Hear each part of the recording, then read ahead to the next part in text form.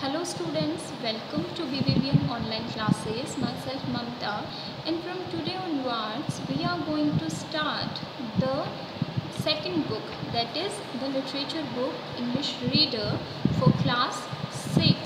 Okay, and we are going to start with the second chapter. It is a very nice story of a man and a woman. ठीक है, तो किस तरीके से ये जो मैन है उसकी लाइफ में स्टमक जो है उसका दर्द होने लग जाता है और किस तरीके से वो क्योर होता है, वो पूरा का पूरा एक स्टोरी में जो है वो दिखाया गया है. So as we can see here also कि एक मैन जो है वो है और एक लेडी है. तो इन्हीं दोनों के आसपास जो हमारी पूरी स्टोरी है वो रखी गई है. देन अगर हम इसके राइटर की बात करते हैं तो यहाँ पर जो हमारे राइटर हैं वो हैं एन इंडियन फोक टेल. ठीक है, यानी कि it is a Indian folk tale. जो हमारी फोक टेल क्या होती है, जो एक जनरेशन से दूसरी जनरेशन में क्या होती रहती है, शिफ्ट होती रहती है. यानी कि मुझे मेरी नानी जी ने सुनाई, मैंने अपनी जो बच्चे हैं उनको सुनाया, फिर अपने बच्चों ने अपने बच्चों को सुनाया. तो इस तरीके से one generation to the second generation जो है वो चलती रहती है, वो फोक टेल्स होती है. तो ये भी एक फोक टेल है. ठीक है, तो चलिए स्टार्ट करते हैं पढ़ना. ब्राइब्स, ब्राइब का मतलब होता है रिश्वत देना. द स्टमक एक क्योर, और क्योर का मतलब होता है इलाज हो जाना. तो किस तरीके से जो स्टमक का, पेट का जो दर्द है वो क्योर होता है.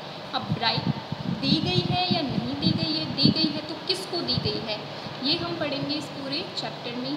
एक बहुत ही अच्छी स्टोरी है हेमंत की, किस तरीके से वो अपनी लाइफ में एक स्टमक एक जो है वो इस तरीके से प्रॉब्लम में फंस जाता है और किस तरीके से निकलता है.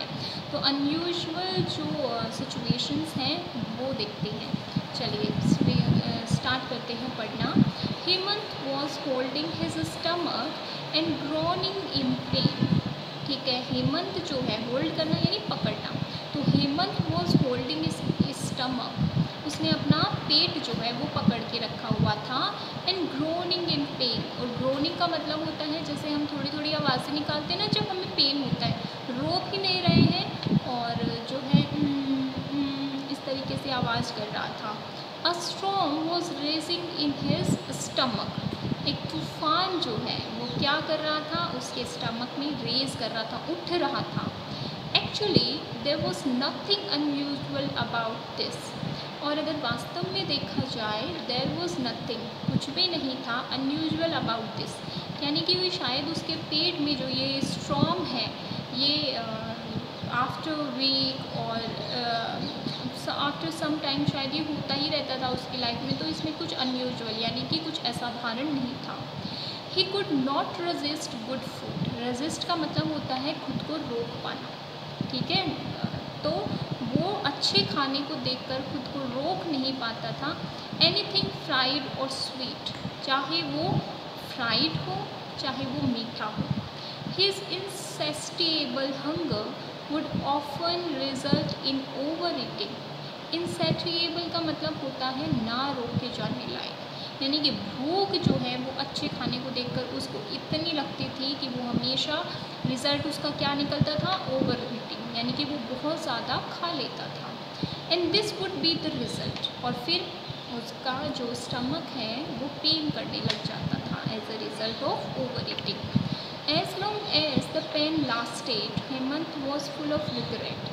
जितनी देर तक वो पेन जो है उसे बना रहता था उसकी बॉडी में, Hemant was full of regret, तो उसे बड़ा दुख होता था कि मैंने इतना क्यों खा लिया. And made unrealistic promises to never over eat, और वो हमेशा उस सिचुएशन में खुद से ऐसे प्रॉमिसेस करता था कि कितना भी अच्छा खाना हो मैं कभी भी ज़्यादा नहीं खाऊंगा, हे ईश्वर इस बार तो मेरा दर्द ठीक हो जाए, I will never ever eat in my life. But all those went out of the window the moment he was well again. ठीक है, but all those went out of the window, लेकिन वो जल्दी ही आउट ऑफ द विंडो मतलब खिड़की के बाहर निकल जाना. अब खिड़की के बाहर निकलने से क्या मतलब है कि the moment he was well again, जैसे ही वो ठीक होता था उसके ये जो जितने भी प्रॉमिसेस हैं वो उसके उसके माइंड से वैसे ही निकल जाते थे जैसे कि कोई खिड़की से छलांग मार के घर के बाहर निकल जाता है। This time nothing seemed to help, लेकिन इस बार जो है शायद the pain was getting worse, इस बार उसको कुछ भी हेल्प नहीं कर रहा था, उसके ना उसके प्रोमिसेस ना उसकी ग्रोनिंग, ठीक है, और जो पेन है वो धीरे धीरे लगातार बढ़ता जा रहा था, बुरी तरीके से उसको तकलीफ़ दे रहा था। He felt he had never experienced this before, और उसको लग रहा था कि इस बार जितना पेन हो रहा है उतना तो उसने लाइफ में कभी भी एक्सपीरियंस नहीं किया है। It must have been the chicken, Hemant said aloud, जोर से बोला, शायद ये ज़रूर वो चिकन है जिसने मेरे पेट में जाके गड़बड़ किया है। इट डिडंट लुक एडिबल, लग ही नहीं रहा था कि इसको कोई खाए, यानी कि खाने में जब देखने में लग रहा था तो अच्छा नहीं लग रहा था, और ये वही चिकन है जो अब मेरे पेट में जाके मुझे परेशान कर रहा है। Really who asked you to eat, said Hemant's wife, तो हेमंत की वाइफ बोलती है, अच्छा सच में ये चिकन की वजह से तुम बीमार हुए हो, किसने कहा था तुम्हें खाने के लिए?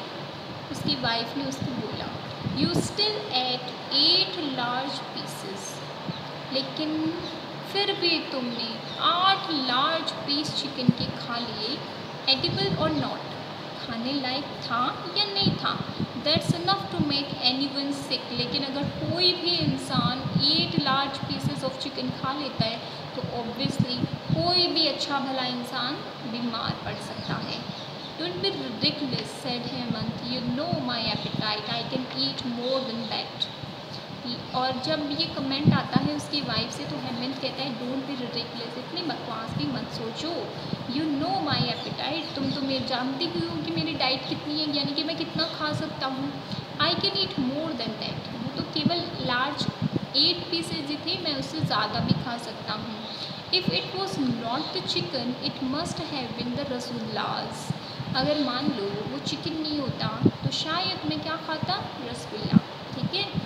Well you gobbled up the big bowl full of those in a wink of an eye, तो उसकी वाइफ कहती है कि अगर रसगुल्ले की बात कर रहे होता ना, यू gobbled का मतलब एक के बाद में कैसे टकार जाना, so you gobbled up the big bowl of full of those in a wink of an eye, यानी पलक झपकते ही तुमने एक बड़ा बाउल रसगुल्लों का भी खा लिया था, gobbled कर लिया था, ठीक है।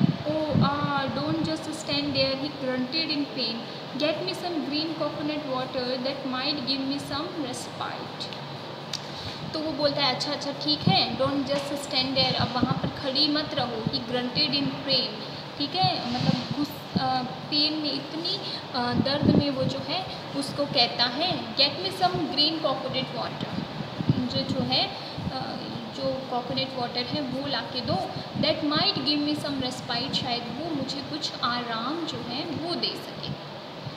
But the coconut water didn't live up to his expectations, लेकिन कोकोनट वाटर से भी उसको कोई फ़ायदा नहीं हुआ। The pain was as severe as before, दर्द जो है वो अभी भी उतना ही था जितना कि पहले था।